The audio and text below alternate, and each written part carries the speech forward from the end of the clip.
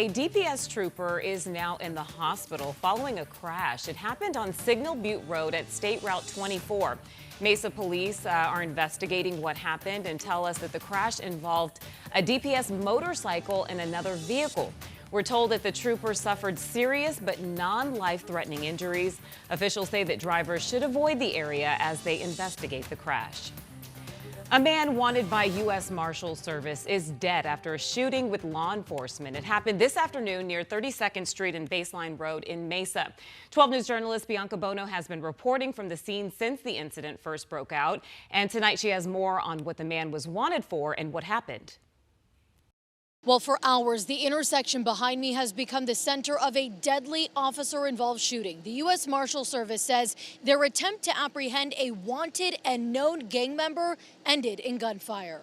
There's actually accidents that happen pretty often on this intersection. A car accident is what Chandler Bogle thought he heard Friday afternoon while he was working at his office near 32nd Street and Baseline. He and his colleagues walked outside and were shocked by what they saw. It was a lot crazier than just a car accident. It turned into a shooting and a death. According to the U.S. Marshal Service, its Arizona Wanted Task Force was trying to catch a known gang member who had warrants for multiple crimes, including aggravated assault, domestic violence, and disorderly conduct with a weapon. The fugitive was wanted by the U.S. Marshal Service and the Mesa Police Department, and they found him at a house on Friday. They continued to follow him as he drove away in a blue Dodge Charger, but when they attempted to stop him, officials say he started firing multiple rounds towards law enforcement. Police fired back. What I saw is there was a blue Charger that drove into the intersection. The car rammed into the blue Charger. Another car came,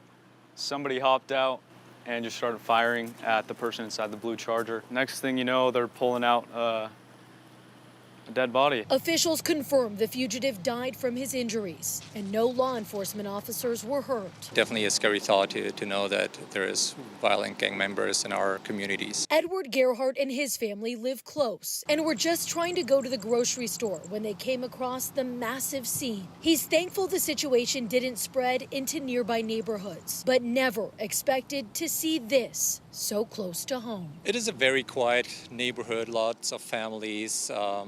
And Gilbert itself is considered one of the safest cities in the country. So knowing that, yeah, stuff like that can happen anywhere, I guess.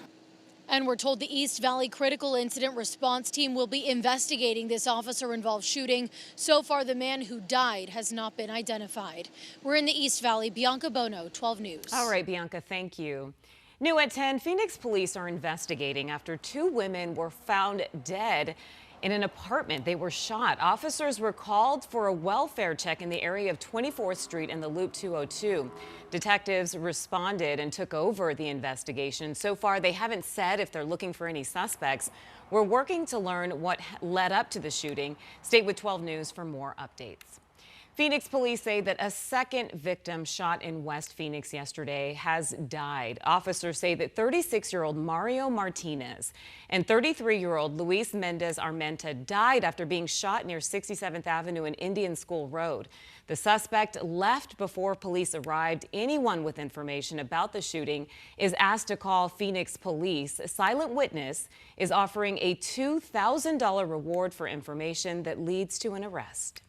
Well, more than 80,000 registered Maricopa County voters got a letter alerting them that the state record showed that they moved out of state. Their voter registration could be suspended, but the letter was wrong. 12 News journalist Bram Resnick says that voters are telling him that they thought they were victims of an identity theft scam in a letter sent by Maricopa County Recorder's Office. We called the Maricopa County Recorder's Office and were on hold for almost an hour. John Waldron of Mesa wasn't the only voter making a call. And he actually said he had fielded hundreds of calls. The deluge of calls were about this letter from Republican County Recorder Justin Heap's office to 83,000 registered Maricopa County voters. Have you moved? The recorder has received information you obtained a driver's license in another state. If you don't confirm your registration within 90 days, you'll be placed on the inactive voter list. My first thought was, maybe there was some sort of identity theft or something that occurred. Chris Bliznick of North Phoenix got the same letter. So did his significant other. We share the address, but it was bizarre to me. So at this point, I thought, it's something more nefarious than that. John Waldron got an explanation from the recorder's office over the phone. The Department of Transportation made a mistake. They clicked the wrong button. Recorder Justin Heap issued a statement late Friday, blaming an unnamed third-party vendor for the mistake. Heap said this error was not caused by internal mistakes at the Maricopa County Recorder's office. The vendor has taken full responsibility for the mistake and has already begun mailing out the corrected correspondence to the affected voters at their own expense, so there will be no additional cost to the taxpayers. So the fact that any voter would be receiving an erroneous letter informing them being kicked off their voter rolls is problematic. I think the recorder should just go back to focusing on his job and not trying to get headlines. Maricopa County Board Chair Thomas Galvin has been sued by Heap as the recorder attempts to take on more election duties. That was Bram Resnick reporting, and recorder Justin Heap said that the 83,000 voters should have been sent letters telling them to provide proof of citizenship in order to vote. The longtime voters were caught up in a computer glitch uncovered last year. They will have 90 days to take action once they receive the corrected letter.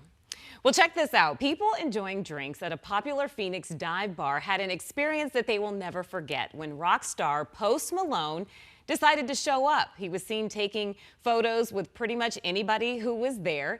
It happened this past Saturday just after he finished a concert in Glendale. 12 News journalist Chase Golightly stopped by Gracie's Tax Bar in downtown Phoenix and spoke with people who were there that night. Post Malone is known for having a good time, but it was still a surprise for everyone here when he walked in through the front door.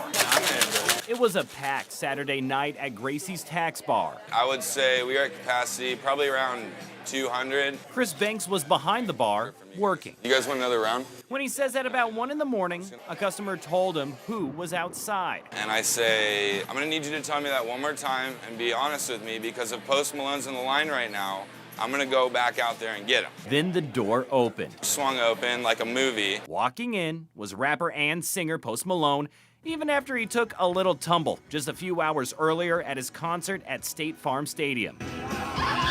But he's better now and felt good enough to have a few drinks and enjoy Phoenix. It was honestly amazing. You can just tell he's a really good dude. An experience everyone here will never forget. And just to see how he moved and interacted with everyone was honestly impressive. He talked to every single person that walked up to him, entertained everybody, was taking pictures, never seemed fazed or annoyed by it. The entire time, Banks said Post Malone took photos and videos with anyone who asked, including him. It meant the world, honestly. Making everyone feel like a rock star, hanging out with fans until the bar closed at 2 a.m., leaving behind a pretty good tip for staff. I don't want to throw out a figure, but I will say that there were about 15 people on staff that night, and everyone can pay their bills this month.